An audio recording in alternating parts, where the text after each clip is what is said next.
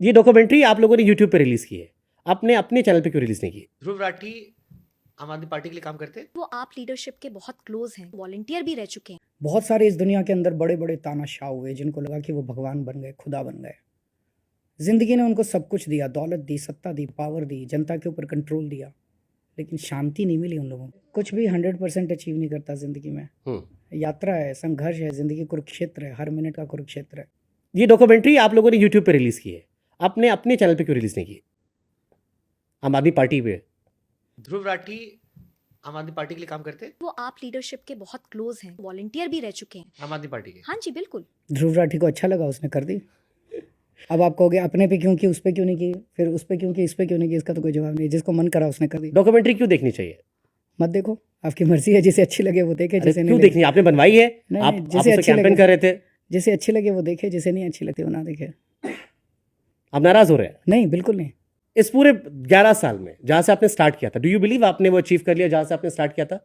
आदमी कभी भी रामलीला कुछ मैदान 100 से कुछ भी 100% अचीव नहीं करता जिंदगी में। यात्रा है, संघर्ष है, जिंदगी कुरुक्षेत्र है, हर मिनट का कुरुक्षेत्र है। तो चलती रहती है, सच्चाई और बुराई के बीच में जो जंग है वो हर मोमेंट चलती है। कभी मिस करते हो अन्ना अन्ना सर को या बाकी लोगों को जो आपके साथ थे, या सबको मिस करते हैं, सबसे सीखा है जिंदगी में। और जो आपको आपके दोस्त लोग क्रिटिसाइज करते हैं, करने दो, वो उनकी। बॉदर नहीं करता? नहीं, मैं क्यों बॉदर करूं?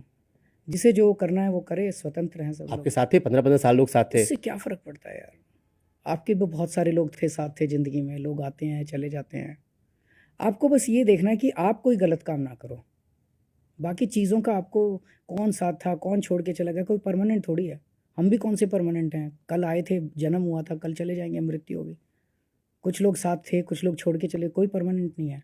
There is nothing permanent. आपकी भी तो ज़िंदगी में बहुत सारे ऐसे लोग होंगे जो छोड़ के चले गए, नए लोग आए, नए लोगों से आपका संपर्क हुआ। What is the definition of success for you? Nothing. Just live your life this moment, at this very moment, निस्वार्थ भाव से, and you will have infinite peace in yourself. असीम शांति मिलना आपकी ज़िंदगी का मकसद है, and that is success. और जब जिंदगी में चीजें, ज़िंदगी में 24 घंटे भूचाल रहता है, हर वक्त भूचाल होता है। उस भूचाल के अंदर आकर आप अगर असीम शांति प्राप्त कर लेते हैं तो आप सफल हो गए। बहुत सारे इस दुनिया के अंदर बड़े बड़े तानाशाह हुए जिनको लगा कि वो भगवान बन गए, खुदा बन गए।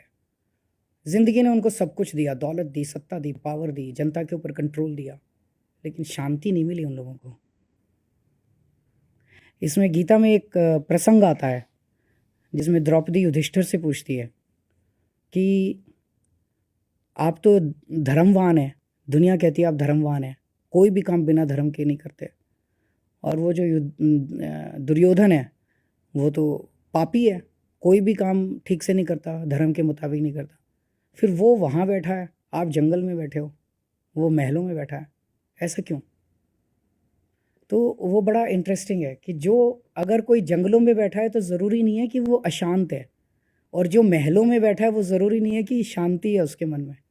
सारी दौलत, सारा सत्ता, सब कुछ होने के बाद भी अगर मन अशांत है, अगर 24 घंटे आप क्रोधित रहते हो, 24 घंटे दुखी रहते हो, इसका कोई मतलब नहीं है। और अगर आप जंगलों के अंदर भी, अगर आपके अंदर असीम शांति है, तो आपसे सफल ज़िंदगी किसी की नहीं है। Beautifully coated. बट बुरा समय है तो हैंडल कैसे करें? बुरा समय हर वक्त बुरा और अच्छा दोनों ही चलता रहता है। कैसे हैंडल करें? कोई बस शांति चाहिए अंदर, कैसे? और शांति आती है, बहुत सारे भगवान तक पहुंचने के तरीके बहुत हैं। मैं विपश्यना करता हूँ, गीता पढ़ता हूँ। गीता में जितना कुछ लिखा है वो सब, मतलब जेल के अंदर मैंने देखा जो गीता में लिखा था वही विपश्यना थी। मेडिटेशन जो मैं किया करता था, 25 साल से मेडिटेशन कर रहा हूँ। आप पहले शायद नास्तिक थे।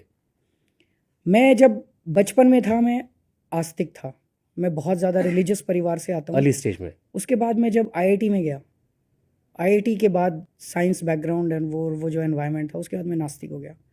2010 के बाद जब मैंने जिस तरह से अन्ना आंदोलन को उठते हुए देखा, इतना बड़ा आंदोलन हो गया, छोटा सा, हमारी तो कोई औकात ही नहीं थी, इतना बड़ा आंदोलन हो गया, 1 साल में पार्टी बन गई, पार्टी सत्ता में आ गई। तब मुझे लगा कि कोई तो डिवाइन पावर है जो इसका संचालन कर रही है। अचानक 4 अप्रैल को अन्ना जी जंतर मंतर पे बैठे और पूरा देश खड़ा हो गया 24 घंटे में। कैसे हो गया? हमारे की ये तो नहीं हुआ, हमारी तो औकात ही नहीं थी कुछ। अन्ना जी उसके पहले अनशन पे कितनी बार बैठे थे महाराष्ट्र में? कई बार बैठे थे। मैं भी जंतर मंतर पे कितने वो कर चुका, कभी नहीं हुआ। उस वक्त क्या हुआ कि 4 अप्रैल को हम बैठे और 5 अप्रैल को सारे देश के अंदर गली गली के अंदर लोग मोमबत्ती लेके निकल गए। तो कुछ तो डिवाइन पावर थी। तब मुझे लगने लगा कि तब मैं आस्तिक बनने लगा धीरे धीरे। तो जो मैं कह रहा था कि विपश्यना जो मैं कर रहा हूँ पिछले 25 साल से कर रहा टफ टाइम। विपश्यना और गीता एक ही है, मैं ये समझता हूँ। गीता के अंदर जितना मैंने जेल में पढ़ा, मुझे लगता था ये वही टेक्निक है जो बुद्ध ने सिखाई है, भगवान बुद्ध ने सिखाई है। तो वहाँ विपश्यना करता था, मेडिटेशन करता था, वो मेरा प्रैक्टिकल था।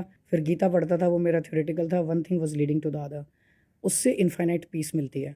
तो आपका क्वेश्चन था बुरे वक्त को, कैसे अच्छा handle किया? अच्छा वक्त भी हैंडल करना बड़ा मुश्किल होता है। वो शायद ज़्यादा होता होगा। वो ज़्यादा मुश्किल होता है। जो अहंकार आदमी के अंदर आता है, अहंकार आदमी को ख़त्म कर देता आपने है। कभी आया? मैं ये नहीं कहूँगा अहंकार अगर जिस दिन नहीं आएगा, जिस दिन मेरा अहंकार खत्म हो जाएगा, उस दिन निर्वाण की प्राप्ति जैसे हो मैं जाएगी। आपकी टीम में बात कर रहा था किसी से, अहंकार होता है, मैं आपकी टीम मेरे में भी होगा। मैं आपकी टीम में सर बात कर रहा था किसी से, तो समवन सेड कि अरविंद जी पहले बहुत लोगों से कंसल्ट करते थे, भरोसा करते थे, फिर कुछ इंसिडेंट्स हुए जिसने उन्हें थोड़ा सख्त बना दिया पार्टी के अंदर भी। अब वो उतना बहुत लोग भरोसा नहीं करते। तो ये अहंकार था या ये ट्रस्ट ब्रेक था? मुझे नहीं लगता ऐसा भी। आज भी बहुत कंसल्ट करता हूँ, सबसे कंसल्ट करके हमारे डिसीजंस लिए जाते हैं, और उसी वही कारण है कि बहुत सारे डिसीजंस सही भी होते हैं, यूनिलैटरल नहीं होते। इतना आप कह सकते हो कि सुनते सबकी हैं, लेकिन फिर डिसीजन तो फाइनली एक ही आदमी किसी ने को लेना डिसअपॉइंट किया होता है। आपको, कभी तोड़ दिया, भरोसा आपको रहा हो कि यार ये ट्रस्ट किया? उस पर सोचना नहीं है, ट्रस्ट तो तोड़ेंगे ही। कोई बट हुआ बहुत सारे लोग ट्रस्ट तोड़ते हैं, लेकिन उसको बस आप आगे बढ़ते जाइए। उसको अगर आप चिपक जाओगे उससे कि ये मेरे कितना क्लोज था, इसने मुझे धोखा दे दिया, इसने मुझे क्यों धोखा दिया, तो आप वहीं फंस जाओगे, फिर आगे आपकी यात्रा ठीक है। इनकम्प्लीट